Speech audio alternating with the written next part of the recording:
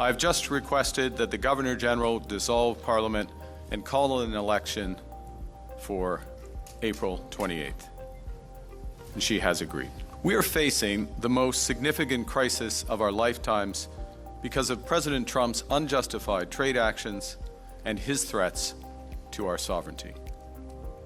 Our response must be to build a strong economy and a more secure Canada. Canada's general election campaign is officially underway, and it's shaping up to be an intense 36-day sprint. With global tensions, domestic issues, and political rivalries on full display, this campaign will be one for the books. Voters will head to the polls on the 28th of April, but with the US trading barbs and US President Donald Trump throwing shade, the stakes have never been higher for US's northern neighbor. Let's break down the 5 key things to watch out as this political roller coaster unfolds. When Donald Trump starts calling the shots, you know things are going to get interesting. Canada and the United States have a deeply intertwined relationship. Think trade, security, and that massive undefended border. So when Trump threatens the trade war, calls the border an artificial line, and imposes heavy tariffs, it's not just a bump in the road, it's a potential political earthquake. Public affairs expert Marcy Serks puts it plainly, and I quote, "It is impossible to overstate the impact of POTUS's actions on Canadian politics." Trump's moves have already shaken up the Canadian race, making what was once thought to be a conservative landslide a nail-biting battle between the Liberals and Conservatives. On the first day of campaigning, party leaders wasted no time addressing the looming US threats. With tariffs on the horizon, every word Trump speaks will be under a microscope. Just a few weeks into the race, we'll see how the United States president's moves play into the Canadian political drama. Here's the ultimate showdown everyone's been talking about. Mark Carney, who's a former central banker and the newly elected Liberal Party leader, versus Pierre Poilievre, the conservative leader with 2 decades of political experience.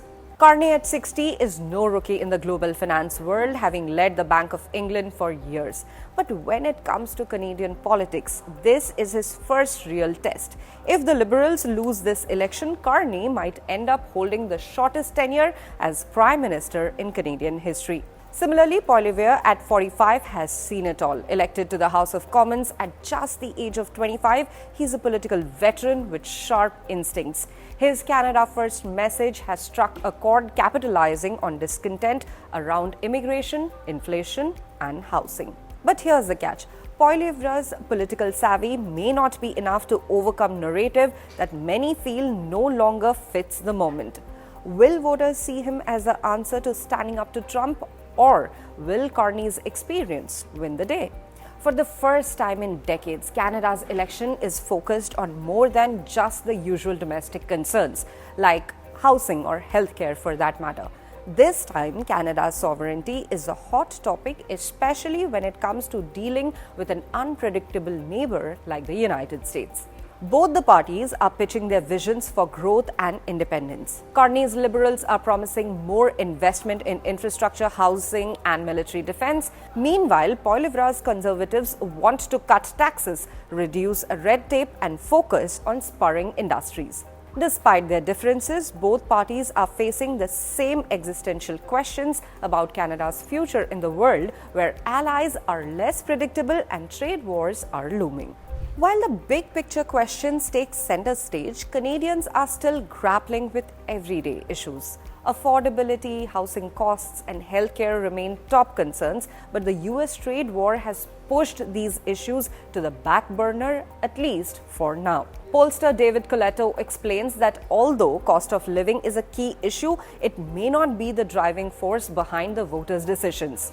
With tariffs already affecting Canadian businesses, the economic storm may weigh heavily on the minds of voters, especially as the OECD cuts Canada's growth forecast.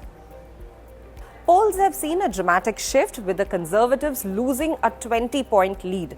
The resignation of the deeply unpopular Justin Trudeau and Carney's leadership shake-up have turned the race into a tight contest. The Liberals, buoyed by a narrative shift, are gaining momentum, but they face a fierce Conservative base eager for change. Poilievre's messaging, which is centered on patriotism and economic independence, has resonated with the Canadian voters, but Carney's strategy to paint him as a Trump light could sway the entire tide.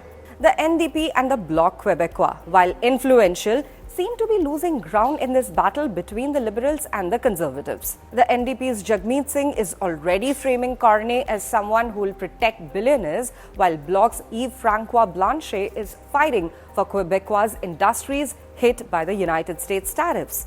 So what is it exactly that will happen next for the Canadian polls? As the elections continue, the spotlight will remain on how the leaders navigate the US trade war, national sovereignty concerns, and the big economic questions. But at the end of the day, the race is more than just about tariffs and trades. It's about which party can guide Canada through the uncertainty ahead. So mark your calendars. 28th of April is when Canadians head to polls, but the drama will unfold long before that.